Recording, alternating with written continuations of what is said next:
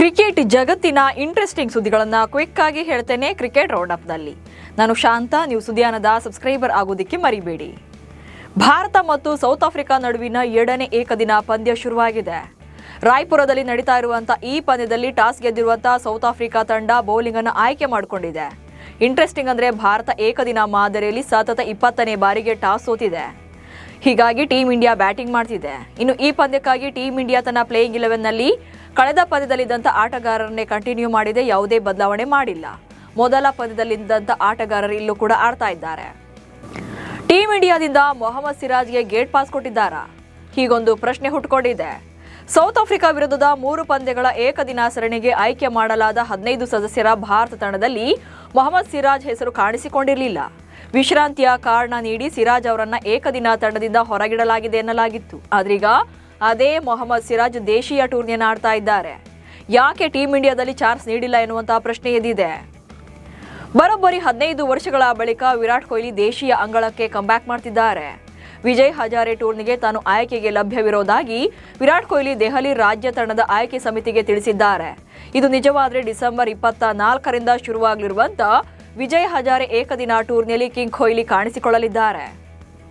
T20 ಫಾರ್ಮೆಟ್ನಲ್ಲಿ ಪ್ರಚಂಡ batting ಪ್ರದರ್ಶನ ಮಾಡ್ತಾ ಇರುವಂತಹ ವೈಭವ್ ಸೂರ್ಯವಂಶಿ ವಿರಾಟ್ ಕೊಹ್ಲಿ ಅವರ ದಾಖಲೆಯನ್ನ ಬ್ರೇಕ್ ಮಾಡುವಂತಹ ಹೊಸ್ತಿಲಿನಲ್ಲಿದ್ದಾರೆ.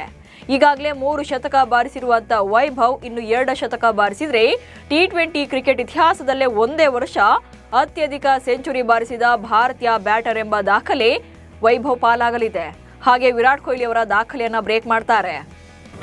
ಸೈಯದ್ ಮುಷ್ತಾಕ್ ಅಲಿ T20 ಟ್ರೋಫಿಯಲ್ಲಿ ಮುಂಬೈ ಪರ ಆಡ್ತಾ ಇರುವಂತಹ ಸರ್ಫರಾಜ್ ಖಾನ್ ಅಸ್ಸಾಂ ವಿರುದ್ಧದ ಪಂದ್ಯದಲ್ಲಿ ಅಜೇಯ ಶತಕ ಗಳಿಸಿ ಮಿಂಚಿದ್ದಾರೆ. ಮುಂಬೈ ಪರ ಸರ್ಫರಾಜ್ 47 ಎಸೆತಗಳನ್ನು ಎದುರಿಸಿ 7 ಸಿಕ್ಸರ್ಗಳು ಹಾಗೆ 8 ಬೌಂಡ್ರಿಗಳೊಂದಿಗೆ ಅಜೇಯ 100 ರನ್ಗಳನ್ನು ಕಲೆ ಹಾಕಿದ್ರು. ಈ ಶರವೇಗದ ಶತಕ ಬಾರಿಸಿ ಮತ್ತೆ ಟೀಮ್ ಇಂಡಿಯಾದ ಗಮನ ಸೆಳೆದಿದ್ದಾರೆ. ಏಕದಿನ ಸರಣಿ ಮುಕ್ತಾಯದ ಬೆನ್ನಲ್ಲೇ ಭಾರತ ಪುರುಷರ ಕ್ರಿಕೆಟ್ ತಂಡ 5 ಪಂದ್ಯಗಳ T20 ಸರಣಿಯಲ್ಲಿ ದಕ್ಷಿಣ ಆಫ್ರಿಕಾ ತಂಡವನ್ನು ಎದುರಿಸಲಿದೆ. ಈ ಪಂದ್ಯಕ್ಕೆ ಕುತ್ತಿಗೆ ನೋವಿನಿಂದಾಗಿ ತಂಡದಿಂದ ಹೊರಗುಳಿದಿರುವಂತಹ ಶುಭನ್ ಗಿಲ್ ಅವರನ್ನ ಈ ಸರಣಿಗೆ ಆಯ್ಕೆ ಮಾಡ್ತಾರಾ ಅಥವಾ ಇಲ್ವಾ ಅನ್ನೋದನ್ನ ಕಾದು ನೋಡಬೇಕು. ಗಿಲ್ ಅವರನ್ನ ಮುನ್ನೆಚ್ಚರಿಕೆ ಕ್ರಮವಾಗಿ ಸರಣಿಗೆ ಪರಿಗಣಿಸದೇ ಇದ್ರೆ ಭಾರತೀಯ ಆಯ್ಕೆದಾರರು ಯಶಸ್ವಿ ಜೈಸ್ವಾಲ್ ಅವರನ್ನ ತಂಡಕ್ಕೆ ಸೇರಿಸಿಕೊಳ್ಳುವಂತ ನಿರೀಕ್ಷೆ ಇದೆ.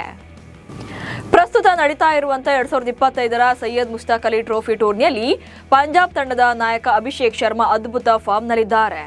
ಬರೋಡಾ ವಿರುದ್ಧ ಕೇವಲ 18 ಎಸೆತಗಳಲ್ಲಿ ಸ್ಫೋಟಕ ಅರ್ಧ ಶತಕ ಬಾರಿಸಿದ್ದಾರೆ. ಈ ಮೂಲಕ ವೆಸ್ಟ್ ಇಂಡೀಸ್ ಕ್ರಿಕೆಟ್ ದಂತಕತೆ ಕಿರಣ್ ಪೊಲಾರ್ಡ್ ಹೆಸರಿನಲ್ಲಿದ್ದ 20ಕ್ಕಿಂತ ಕಡಿಮೆ ಎಸೆತಗಳಲ್ಲಿ ಅತಿ ಹೆಚ್ಚು ಅರ್ಧ ಶತಕಗಳನ್ನು ದಾಖಲಿಸಿದಂತ ಅವರ ದಾಖಲೆಯನ್ನು ಅಭಿಷೇಕ್ ಬ್ರೇಕ್ ಮಾಡಿದ್ದಾರೆ.